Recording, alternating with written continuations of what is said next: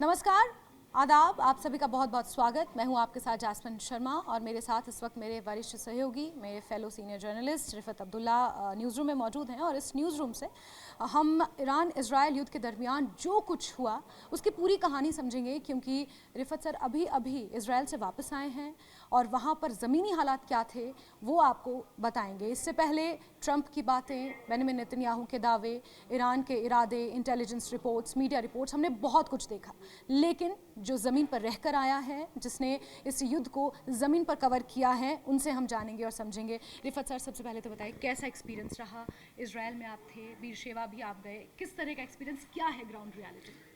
देखिए, सबसे पहले तो हमेशा चैलेंज ये रहता है जब इंसान वॉर जोन में जाता है तो ये चैलेंज ही होता है। सबसे पहले तो एंट्री डिफ़िकल्ट थी, क्योंकि जब ये जंग शुरू हुई तो दोनों मुल्कों में एयर स्पेस जो है बंद कर दी गई, एयरपोर्ट सारे शट थे, तो वहाँ अंदर जाना बहुत मुश्किल था। बट हमने जॉर्डन का रास्ता लिया, काफ़ी ट्रैवल करना पड़ा, क्योंकि जिस दिन मैं वहाँ गया तो वहाँ पे जो साउथ वाला बॉर्डर था, अकाबा उसको कहते हैं, अकाबा के थ्रू एंट्री करनी थी। यहाँ से जाके पहले दोहा, और दोहा से बाद में जॉर्डन, और जॉर्डन से टैक्सी लेके बॉर्डर तक पहुँचना, और उसके बाद बॉर्डर में पहले जो जॉर्डन के ऑफिशियल्स हैं वहाँ पे इमिग्रेशन, उसको पास करना, उसके बाद इसराइल वाला एरिया पास करना, और उसके बाद फिर से ट्रैवल करना, टेल अवीव पहुँचना। और इन हालात में जब मिसाइल्स आपस में एक्सचेंज हो रहे थे, गिर रहे थे, यहाँ से भी अटैक किए जा रहे थे ईरान पर, ईरान की तरफ से लगातार बैलिस्टिक मिसाइल्स लगाए जा रहे थे, और जो ही हम रोड पे ट्रैवल करते थे तो बार बार सायरन्स बजती थी। और मैं उस टाइम भी रिपोर्टिंग करता रहा। हालांकि उस टाइम ये होता है प्रोटोकॉल के हिसाब से आपको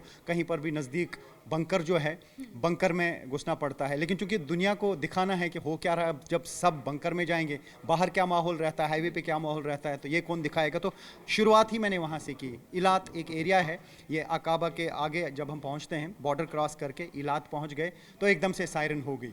तो मैंने मुनासिब समझा पहले यहाँ से ही शुरू करें। हालांकि बाकी जो इर्द गिर्द लोग थे वो तो चले गए, गाड़ियाँ उन्होंने रोक दी साइड में, और उनको जहाँ पे भी बंकर मिला, क्योंकि इसराइल में बंकर बहुत ज़्यादा हैं, अंडरग्राउंड भी हैं, सड़क के इर्द गिर्द भी हैं, तो उन्होंने किया और हमने दिखाना शुरू कर दिया वहाँ से। और उसके बाद ये आगे जर्नी रही, और कंटिन्यूसली जहाँ पे भी सायरन बजती थी मैं वो दिखा रहा था। जहाँ पे भी गिर रहे थे मिसाइल, कोशिश कर रहे थे वहाँ पे जाने की, चाहे बीरशेवा का एरिया हो, चाहे वो आइंस्टाइन रोड हो, चाहे वो टेल अवीव हो, हाइफा हो, जितने भी यरूशलेम के कुछ एरियाज़ हों, तो जितना भी हो सका वो हमने वहाँ की हकीकत बयान कर दी।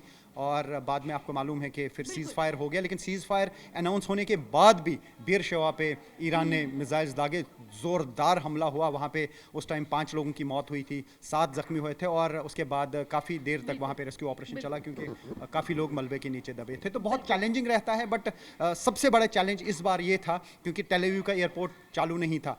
कोई भी इंडिया से जाए, किसी भी दुनिया के इलाके से जाए, तो वो डायरेक्टली लैंड नहीं कर सकता इसराइल में, आपको किसी बॉर्डर से जाना हो। और जब बॉर्डर से जाना पड़ता है तो काफ़ी डिफ़िकल्ट रहता है। बट क्योंकि ऐसा जॉब है, ऐसा काम है, इट वाज़ माई असाइनमेंट, तो कोशिश की कि अच्छी तरह से निभाएं और सच बताएं लोगों को। देखिए, सबसे बड़ा ये होता है कि आप सच बताएं, जो हो रहा है आप वो बताइए। किसको अच्छा लगता है, किसको बुरा लगता है, इसकी आप चिंता मत कीजिए। एज ए जर्नलिस्ट हमने वही दिखाया जो वहाँ पे हो रहा था। हमने कहा कि यहाँ पे तबाही हुई।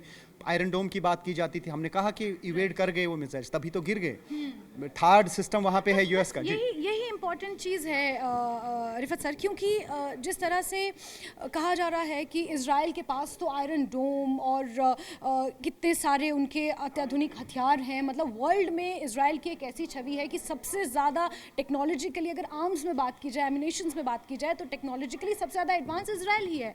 लेकिन हकीकत जो आप कह रहे हैं वो यही कि इन्वेड कर दी गई, उनका तमाम आयरन डोम को इन्वेड करके मिसाइलें, बैलिस्टिक मिसाइलों ने जिस तरह से अटैक किया, और जो तबाही का मंजर था वो आपने तो बेहतर देखा।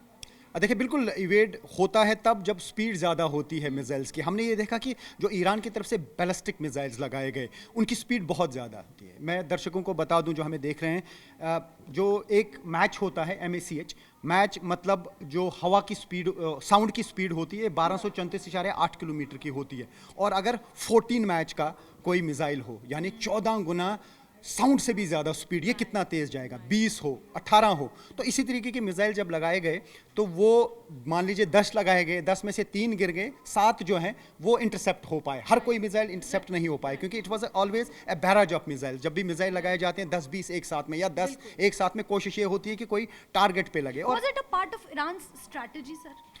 जाहिर सी बात है, चूंकि इससे पहले भी आपको अगर मालूम होगा, जब मैं लेबनान में वार कवर कर रहा था तब भी एस्केलेशन हुई थी इसराइल और ईरान के दरमियान। ईरान ने एक मिसाइल्स का अटैक किया, इसराइल ने वापस जवाब दिया, उधर ही वो ख़त्म हो गया था। उस टाइम इस तरीके के मिसाइल्स का अटैक नहीं किया गया। अगर तब इस तरीके के मिसाइल्स, बैलिस्टिक मिसाइल्स का इस्तेमाल किया होता ईरान ने, तो शायद तब इसराइल और ज़्यादा रेडी होता। या यूएस का जो थर्ड मिसाइल सिस्टम है, एक तो इनका अपना आयरन डोम है, थर्ड मिसाइल सिस्टम, शायद उससे भी हो सकता है उन्होंने तैयारी की होती। शायद इतना अंदाज़ा नहीं था इसराइल को कि ईरान की तरफ से इतना बड़ा अटैक किया जाएगा, और वाकई आयरन डोम जो है वो पूरी तरह से काम नहीं करेगा। और यही वजह है कि यहाँ पे टेल अवीव में लॉस हुआ, हाइफा में काफ़ी नुकसान हुआ। हालांकि जानी नुकसान कम हुआ ये जो है इसराइल में, क्योंकि वहाँ पे सायरन बजती है। जो ही मिसाइल लॉन्च किए जाते थे ईरान में, वहाँ पे सायरन बजती थी और लोग बंकरों में छुपते थे। लेकिन उसके बावजूद भी हमने देखा कि जहाँ जहाँ पे भी मिसाइल गिरे, जहाँ जहाँ पे भी रॉकेट्स गिरे, वहाँ पे काफ़ी एरिया में तबाही हुई है। बेरशेवा एक ऐसा इलाका है जहाँ पर हमने देखा कि जिस मेन बिल्डिंग पे अटैक हो वो तो तबाह हो ही गई, लेकिन इर्द गिर्द तकरीबन 200-300 बिल्डिंग्स ऐसी हैं जिनमें शिगाफ हैं, माइनर डैमेज है, दुकानें तबाह हो रही हैं। तो बहुत ज़्यादा डैमेज अलग अलग जगहों पे हुआ है। बिल्कुल, क्योंकि एक आंकड़ा सामने आया, उस आंकड़े के मुताबिक $12 बिलियन का नुकसान अभी तक इसराइल को हुआ है, जो उन्होंने अभी सिर्फ जितना ऊपर से आंका है। $20 बिलियन का नुकसान इसराइल को उठाना पड़ सकता है इस पूरी वॉर में। अभी तक ये सामने आया है। रिफत सर, आपसे ये भी समझना चाहेंगे, जैसे हमारे यहाँ कुछ आपदा आती है या कुछ इस तरह की सिचुएशन होती है, अटैक्स होते हैं, तो हमारे पास टीमें होती हैं, एनडीआरएफ होता है, एसडीआरएफ होता है, वो तमाम एजेंसियाँ होती हैं, वो लग जाती हैं। इजराइल में इस तरह की क्या चीज़ें आपने देखी, क्या नोट किया, क्या अलग आपको लगा? देखिए, टेक्नोलॉजी तो उनके पास है, उसमें कोई शक नहीं है। जब भी कहीं पे डैमेज होता है, सबसे पहले वो क्लियर फटाफट 2-3 घंटे में तो रोड नया बना देते हैं और उसकी फिलिंग कर देते हैं, मैग्नम भी शुरू कर देते हैं। और इस इर्द गिर्द जो भी मलबा पड़ा रहता है, कार्स या रैकेज जितना भी होता है, उसको विदिन 5-6 आवर्स यानी 4-5 घंटे में बिल्कुल क्लियर हो जाता है। हालांकि बिल्डिंग जो स्ट्रक्चर है वो तो दूर से दिखता है, उसको तो क्विकली वो ठीक नहीं कर सकते हैं, लेकिन जहाँ जहाँ उनको लगता है कि बाकी चीज़ों को ठीक कर सकते हैं, वो क्विकली आ जाते हैं और रेस्क्यू ऑपरेशन शुरू करते हैं। हालांकि जो बीरशेवा में ख़ासतौर से जो डैमेज हुआ, उसमें तो रेस्क्यू ऑपरेशन में काफ़ी टाइम लगा। वो IDF जो है, इसराइली डिफेंस फोर्सेज, वो भी आ जाते हैं, पुलिस आ जाती है, और जो भी उनके पास सिविल डिफेंस के लोग हैं वो आ जाते हैं और क्विकली वो काम करते हैं। टेक्नोलॉजी है उनके पास, मशीन्स हैं उनके पास, लेकिन इस बार स्केल ऑफ डैमेज बहुत ज़्यादा था। अभी ऐसी भी रिपोर्ट्स आ रही हैं कि मतलब 10-15 हज़ार से ज़्यादा स्ट्रक्चर्स जो हैं माइनर डैमेज मिला के या दरार पड़े हैं, क्रैक्स पड़े हैं। मैंने देखा कि जहाँ पे मिसाइल अटैक हुआ था उसके 400 मीटर दूर भी बिल्डिंग्स में बड़े बड़े शिगाफ पड़े थे। यानी कुल मिला के, छोटा बड़ा मिला के 10,000 प्लस स्ट्रक्चर्स ऐसे होंगे जो माइनर डैमेज, मेजर डैमेज, ये सारा मिला के मैं ये कहता हूँ जिसमें इम्पैक्ट पड़ा है जहाँ जहाँ पे भी ये मिसाइल गिरे। तो ऐसा है कि इस बार डैमेज हुआ, लेकिन इसराइल की तरफ से भी लगातार जो है ईरान पे अटैक्स किए गए। हालांकि दावा यूएस का है कि उन्होंने वहाँ का जो न्यूक्लियर फैसिलिटी थी उसको तबाह किया, जो ईरान ने कहा कि नहीं। उसके बाद अलग अलग तरीके के स्टेटमेंट्स आ रहे हैं, लेकिन हमने कोशिश की वहाँ पे वो दिखाने की जो हमको दिखा। किसको क्या अच्छा लगे वो उसकी गारंटी हमारी नहीं है, लेकिन जो वहाँ पे हो रहा था, जो हमारी आंखें देख रही थी, काम तो हमारा वही है। वो हमने लोगों को रियल ग्राउंड जीरो से पिक्चर्स दी। जहाँ पे मिसाइल गिरा वहाँ पे हम पहुँचे और हमने दिखाया कि यहाँ पे क्या क्या हुआ। जहाँ पे ऑपरेशन चल रहा था हमने, हालांकि मुश्किल होता है, कभी कभार वहाँ के फोर्सेज जो हैं रोक देते हैं, नहीं आगे जाने देते हैं, लेकिन उस बीच जाके एक ये रहता है ना, एक पैशन रहता है।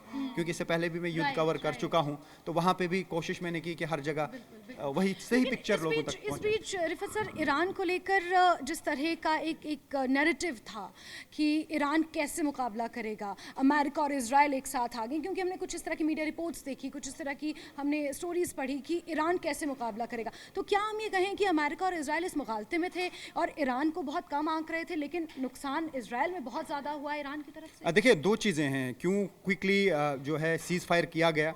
क्या यूएस को लगा कि इसराइल को बहुत ज़्यादा नुकसान हो सकता है, या जो उनकी एयर बेसिस हैं, यानी जो मिडल ईस्ट में एयर बेसिस अमेरिका की हैं, उन पे जब पहला अटैक दोहा में हुआ तो उसके फ़ौरन बाद जो है सीज़ फायर की बात की गई। या तो यूएस को लगा कि ये इतनी क्षमता रखता है ईरान कि ये जगह जगह पे अटैक कर सकता है और उससे उनको बहुत ज़्यादा नुकसान हो सकता है, और उनको ये भी लगा कि इसराइल में ये बहुत ज़्यादा डैमेज कर सकते हैं। क्योंकि पहले शायद यूएस को या इसराइल को ये लग रहा था कि शायद 3,000 के करीब जो हैं टोटल मिसाइल्स जो हैं ईरान के पास होंगे, हो सकता है कि वो आकलन या वो एस्टिमेट सही ना हो और अब लग रहा हो कि भाई इनके पास बहुत स्ट्रेंथ है। हालांकि बहुत कोशिश की इसराइल ने वो तबाह करने की, जगह जगह पे जो मिसाइल के लिए ज़रूरी है लॉन्चर्स हों, काफ़ी सारे लॉन्चर्स तबाह कर दिए गए, लेकिन उसके बावजूद भी जिस तरीके से लगातार मिसाइल अटैक जो है ईरान की तरफ से किए जा रहे थे, उसका मतलब है कि ईरान के पास बहुत ज़्यादा स्ट्रेंथ थी। और मिडल ईस्ट में ये कॉन्फ्लिक्ट ऐसा नहीं है कि अभी रुक गया, अभी हालांकि सीज फायर है, क्योंकि मिडल ईस्ट में पूरी तरह से अमन कायम होना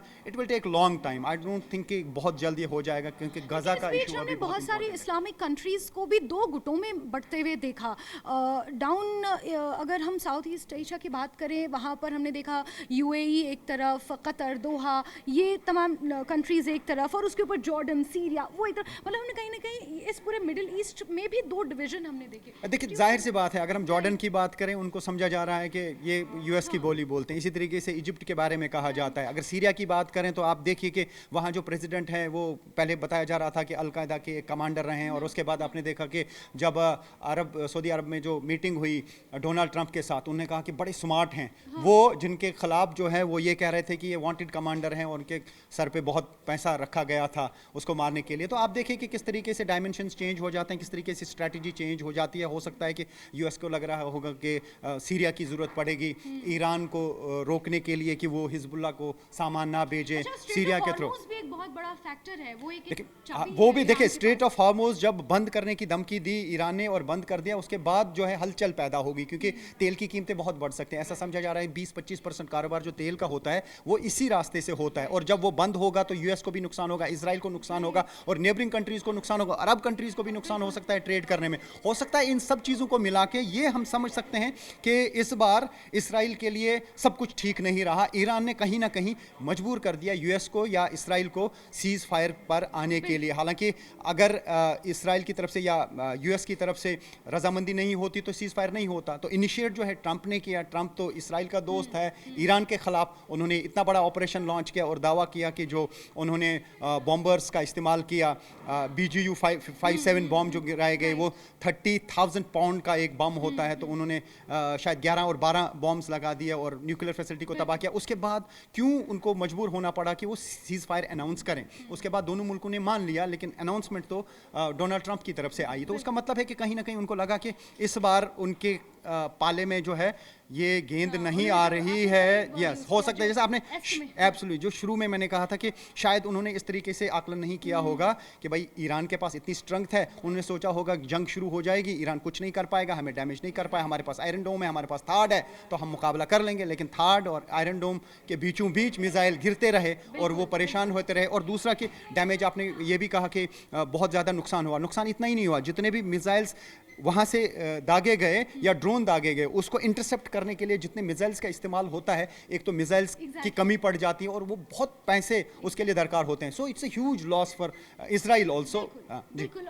और इजराइल की जो एक छवि थी उसको भी इंटरनेशनल लेवल पे बहुत ज़्यादा नुकसान हुआ है, क्योंकि इजराइल तो इस बात को बहुत ज़्यादा गर्व से दिखाता था कि our defence system is the best in the world. तो वो एक साइकोलॉजिकली और एक नैरेटिव वॉर भी हम कह सकते हैं कि इजराइल उसमें भी कहीं ना कहीं कमज़ोर पड़ता हुआ। देखिए, मुझे ये नहीं पता, क्योंकि आपको मैं बता दूं ये कि जब मैं लेबनान गया तो वहाँ पे कोई एयर डिफेंस सिस्टम नहीं है, कुछ भी नहीं है। एकदम से ऊपर से मिसाइल आते हैं, गिर जाते हैं। मुझे ये नहीं पता कि मैं जब अब इजराइल गया तो वहाँ पे भी ऐसा ही देखने को मिला। समझा जा रहा था कि वहाँ पे प्रोटेक्शन बहुत ज़्यादा है, जब जर्नलिस्ट जाते हैं तो उनको ज़्यादा खतरा नहीं रहता है। जब मैं गया तो वहाँ मिसाइल गिरते थे।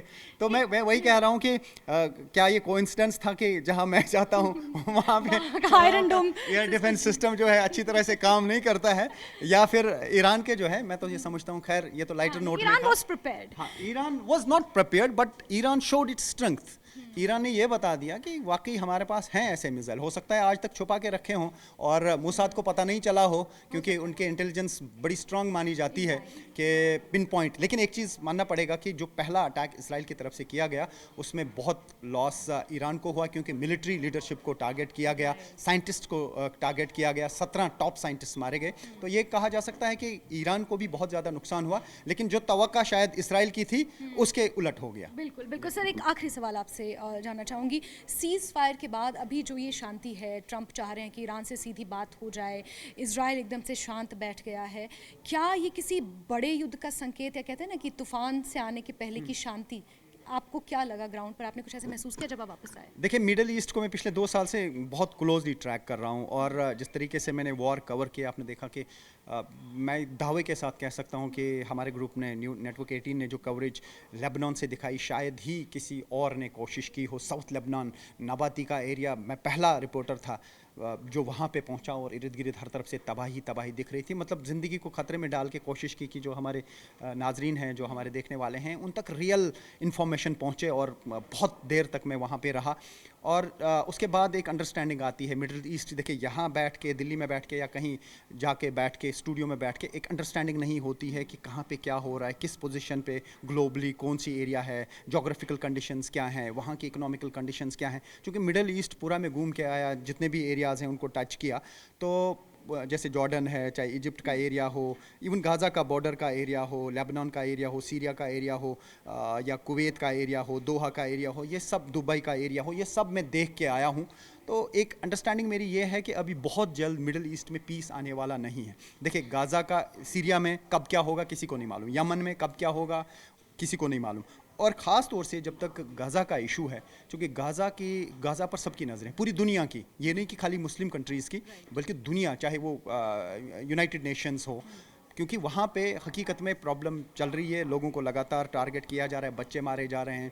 अभी तक एक खबर आई थी, इसराइली एक बड़ा अखबार है, तो उनका ये दावा है कि 1 लाख लोग अभी तक मारे जा चुके हैं, और उसमें से बहुत सारे लोग जो हैं बीमारी की वजह से भी मरे हैं, भुखमरी की भी वजह से मरे हैं। तो एक ह्यूमैनिटेरियन इशू है ये सबके लिए, पूरी दुनिया के लिए, और ये कब तक सॉल्व होगा ये कोई नहीं बताएगा। और इसकी वजह से और कहाँ कहाँ पे प्रॉब्लम्स हो जाएंगी, क्योंकि जब इस तरीके की चीज़ें सामने आती हैं, इस तरीके के वीडियोज़ सामने आ जाते हैं, तो एलिनेशन काफ़ी जगहों पे बढ़ता है। कहाँ कहाँ पे एलिनेशन बढ़ेगी, क्या नया कोई फोर्स तो नहीं आएगा। अभी अगर हमास है वहाँ पे, दूसरी तरफ से लेबनान में हिजबुल्लाह है, हो सकता है कोई और फोर्स क्रिएट हो, और जो कहीं ना कहीं इसराइल के साथ जंग करने के लिए आमादा हो। तो मिडिल ईस्ट में जब तक ये सारे इश्यूज सॉल्व नहीं किए जाएंगे, तो मिडिल ईस्ट तब तक जलता रहेगा। और मिडिल ईस्ट की हिस्ट्री रही है कि लगातार जंगें वहाँ पे इतने सदियों से होते आए हैं, और कभी वहाँ पे पीस नहीं था। और सिविल वार लगातार, आप देखिए, लेबनान में सिविल वार फेस किया है, सीरिया में सिविल वार, हर जगह पे मैं देखता हूँ कि वहाँ पे इवन इसराइल में इससे पहले भी 67 में जो वॉर हुआ था अरब कंट्रीज़ के साथ, अरब कंट्रीज़ और इसराइल के दरमियान युद्ध हुआ।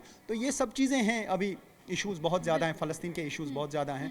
तो मैं समझता हूँ कि अभी नियर फ्यूचर में मुझे कोई परमानेंट सोल्यूशन मिडिल ईस्ट का नहीं दिख रहा है। जी, बिल्कुल बिल्कुल, ये कॉन्फ्लिक्ट बहुत ज़्यादा कॉम्प्लेक्स है, इसी तरह से हम इसे दिखा भी रहे थे, और जो ज़मीनी हकीकत है वो किस तरह की है आपने जाना। रिफत सर अभी वहाँ से वापस आए हैं। रिफत सर, बहुत शुक्रिया हमारे साथ बातचीत करने के लिए, एक्सपीरियंस पूछने का। और हम तो यही कहेंगे कि न्यूज़ 18 की कोशिश ये रहती है कि रियल ग्राउंड ज़ीरो पे जाके आप तक कवरेज पहुंचाएं, ना कि स्टूडियोज़ में बैठ के या बाकी जितने भी इंटरनेशनल ऑर्गेनाइजेशन हैं उनसे जो खबरें आती हैं। बल्कि कोशिश हमारी लगातार ये है कि हम ग्राउंड पे जाएं। और मैं ये कहूँगा कि मैं बहुत शुक्रगुजार हूँ अपनी ऑर्गेनाइजेशन का, जो मुझे चूज़ करके भेजते हैं और कहीं पे वॉर कवर करने का मौका देते हैं। एक ख्वाब होता है ना, जैसे एक आर्मी सोल्जर का ये रहता है कि मैं जंग लड़ के आया हूँ, तो एक रिपोर्टर का, एक जर्नलिस्ट का ये रहता है कि मैं वॉर कवर करके आया हूँ। तो ये मौका मुझे मिला, तो इसलिए अल्लाह का शुक्र है, और सब क्रेडिट जाता है ऑर्गेनाइजेशन को जिन्होंने मुझे मौका दिया, और कोशिश की मैंने अच्छी तरीके से विदाउट किसी का साइड लेने के बगैर कवरेज करने का। और ऑर्गेनाइजेशन ने भी मौका दिया कि जो वहाँ पे रियल ग्राउंड जीरो सिचुएशन होती है वो लोगों तक पहुंचाने। बिल्कुल बिल्कुल, और उस वक्त भी आपकी ये कोशिश कामयाब रही, क्योंकि मैंने खुद आपके साथ वहाँ पर कनेक्ट करके रिपोर्ट्स दिखाई, और हमने लगातार आपकी रिपोर्ट्स रहे, और यहाँ पर भी रिफत सर बहुत बहुत शुक्रिया। और इसी के साथ तमाम दर्शकों का आप बहुत बहुत शुक्रिया।